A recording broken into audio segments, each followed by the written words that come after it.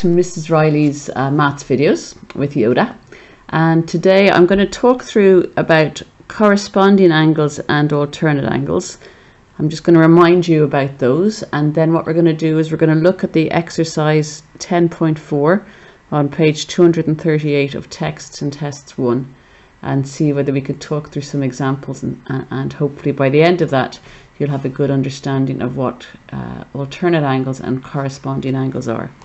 So I'm just going to start off by going through and showing you and reminding you of my notes from before. So let's just cover up alternate angles and we'll look at corresponding angles for the minute. So here's two parallel lines, okay, and here's two parallel lines here. So in fact, let's just stick with this one. Why don't I cover that up? Let's just cover that up. Hang on, what am I covering that up with? I'll cover it up with my phone, and let's just focus in then on these ones here. Corresponding angles. Okay, so make sure it's in focus. So we have corresponding angles here. Here's two pairs of parallel lines. Here we are. Here's one line and here's another line. Okay, they're parallel. This line is just a line called a transversal. You don't need to worry too much about what it's called, but basically it's a straight line that's drawn through and cuts through my pairs of parallel lines. And what happens then are lots of little angles are formed. Okay, now corresponding angles are what we talked about before as F angles. Okay,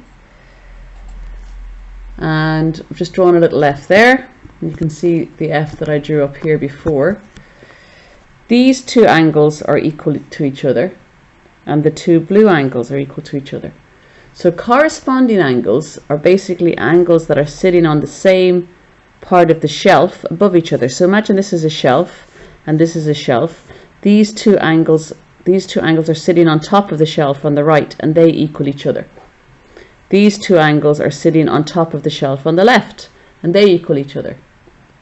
So corresponding angles are angles that are sitting on parallel shelves or on parallel lines, and they're in the same place on the shelf, even though they're on different shelves. So the green ones are corresponding, the pink ones are corresponding.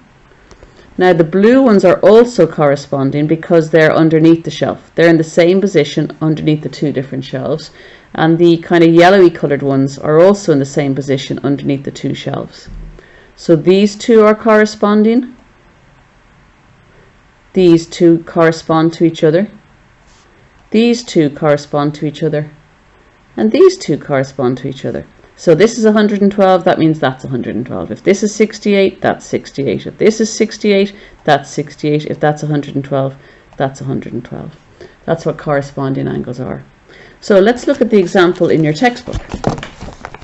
Okay, this is exercise 10.4. And here we're told, in each of the following diagrams, write down the number of the angle that corresponds to the shaded angle. So here's our shaded angle. This is the only angle really that we're interested in. What angles correspond to that? Well, in this diagram, the angle that corresponds to this is 5. This one. Okay, it's in the same place on the shelf, even though it's on a parallel shelf. Here, this angle here corresponds to 4. It's in the same place on the shelf, just on a different shelf. Here, now this is a bit weirder. We might help if we turned our angles around. Now you notice here's the two parallel lines. This angle here will correspond to this angle here. Okay, and again turn part 4 around. Here we are. There's our two parallel lines. This angle here corresponds to this angle here. Okay, over here, this, now let's turn our shelves. Which way? We do it this way. So there's our parallel lines. Is that easier to see? There's our two parallel lines. So this angle here corresponds to this angle here. And finally, here's our last set, parallel lines. This is our angle we're interested in. It corresponds to this angle. Okay, hopefully that begins to make sense. So how does that work when we have numbers involved? Well, this angle here corresponds to this angle here, and as we know, corresponding angles are the same size. So if this is 140 degrees, then this angle here is the same size. It's also 140 degrees. I hate writing in the textbook, but it's much easier to do it now for this video, okay? I'm going to rub them out afterwards. Now, this is a bit weirder. Ignore the C for the minute. Let's just look at these two. 50 degrees and B correspond to each other. So B is 50 degrees. That's that one sorted. C and 50 degrees. What type of angle is that? That's right, it's a straight angle. So altogether it must be 180 degrees. So if this is 50 degrees, this is 180 subtract 50, so that's 130 degrees. Okay, what about here? Here we've got a 65 degree angle. Let's do D first of all. D corresponds to that. So D is also going to be 65 degrees. And E is vertically opposite. Remember that? Vertically opposite. So it's the same size as 65 degrees as well. It's also 65 degrees. Okay? I hope that makes some sense. Now, let's go back to alternate angles. So here's my alternate angles, which are sometimes called Z angles. Again, we have two parallel lines. Now, this is kind of weird, but if you can get the Z picture into your head, it helps. Here we have two parallel lines, and again, a transversal, a straight line cutting across them. Now, let's trace a Z here. Z. And this angle here and this angle here are called alternate angles. They're alternate to each other. Okay? They're like these two blue ones here. Okay, parallel line, transversal. 70 and 70 equal each other. 110 and 110 equal each other. They're also alternate angles. Okay, 110, 110, Z angles. 70 and 70, Z angles are alternate angles. And if you notice, here's the straight angle coming in again, 180 degrees. 180 degrees, 180 degrees, 180 degrees. So let's go to the questions. In each of the following figures, write down the number of the angle which is alternate to the shaded angle. So this is page 239 now. So alternate, so we're looking for Z. We're looking for Z angles. Okay? Or we're looking for Z angles. Okay, it's a weird kind of Z, isn't it? Okay, so this angle here is alternate to this angle here. That's the Z angle. Okay, there's our Z.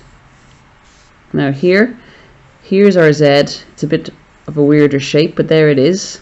So this angle and this angle are equal. They're alternate to each other. And in this one here, now we better probably turn this on its end. Let's turn it that way. Can we get it? There it is. There's our parallel lines. Can I get it a bit better? There. Okay. So here's our Z. Do you see that? So the two angles that are equal alternately are those two angles, 4 and this angle. They're alternate as well. Okay.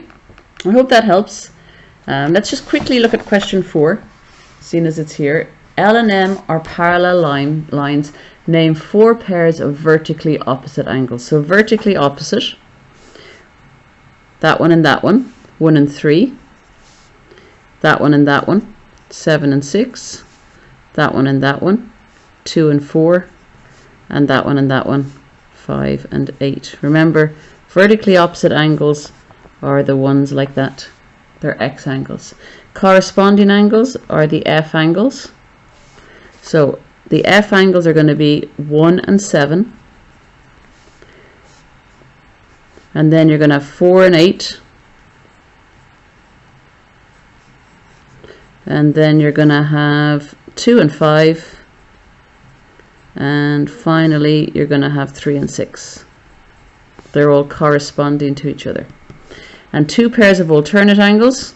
So there are these Z angles, remember? Okay, so we'll have 4 and 5. There's Z angles.